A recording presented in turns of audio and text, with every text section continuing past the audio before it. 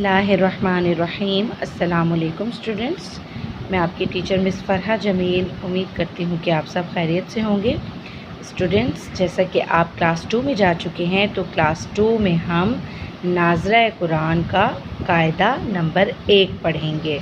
कुरान पढ़ें आसान तजवीद के साथ। तो बच्चों, सबसे पहले हम इल्म इजाफ़े की दुआ पढ़ लेते हैं।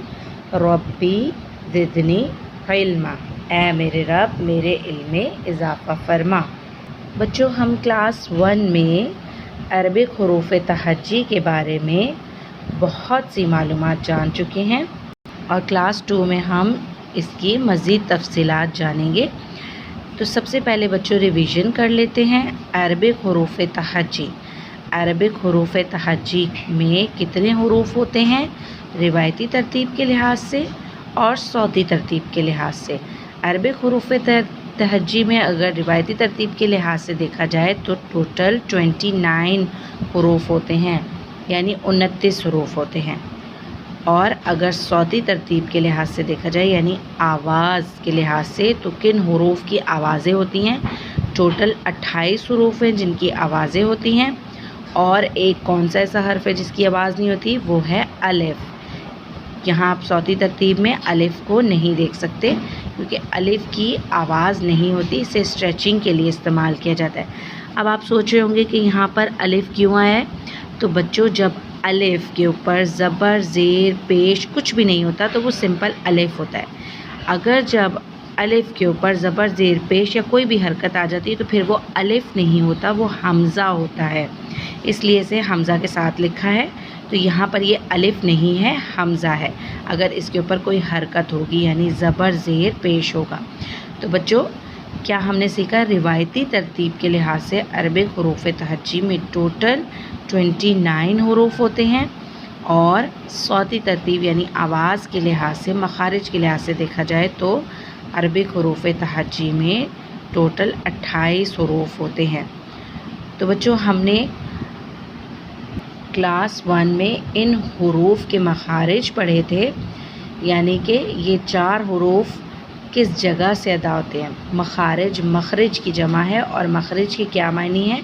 निकलने की जगह, यानी जहाँ से कोई भी हर्फ निकलता है यानी किसी भी हर्फ की आवाज़ निकलती है, उस जगह को मखरिज कहा जाता है, उस हर्फ का।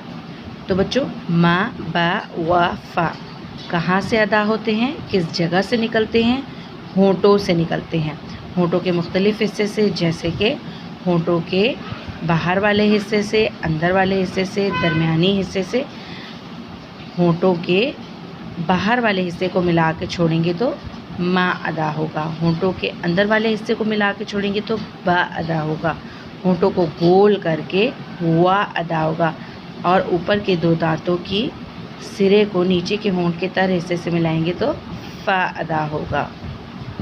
तो इस तरह से बच्चों, ये सौती तरतीब मखारिज के लिहाज से बनाई गई है, यानी होंठों से ये 4 हुरूफ अदा होते हैं और ये 12 हुरूफ यानी स, ज़, ज़, त, द, तो, ज़, स, स्व, ल, न, र, ये 12 हुरूफ ज़ुबान के नोक से बनाए गए हैं, यानी कि ज़ुबान की नोक से ये अदा होते हैं 12 हुरूफ। और उसके बाद ज, श या बीच ज़ुबान से यानी ज़ुबान के सेंटर से अदा होते हैं और ज़ुबान के किनारों से ज़, क, क़ अदा होते हैं। जबकि बच्चों, आखिरी 6 हुरूफ हल्की हुरूफ कहलाते हैं, जो कि कहाँ से अदा होते हैं? हलक से, और हलक के मुख्तलिफ़ हिस्सों से, यानी कि ऊपरी हिस्से से, दरमियानी हिस्से से और निचले हिस्से से ये बाकी के 6 हुरूफ अदा होते हैं।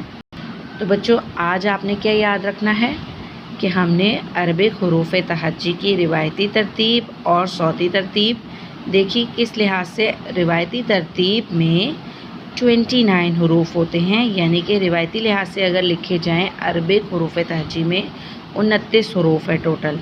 लेकिन अगर सौती तरतीब के लिहाज से देखा जाए तो आवाज़ के लिहाज से अरबिक हुरूफ़ तहज्जी में 28 हुरूफ है और हर्फ अलिफ की आवाज़ नहीं होती क्योंकि हम उसे स्ट्रेचिंग के लिए इस्तेमाल करते हैं।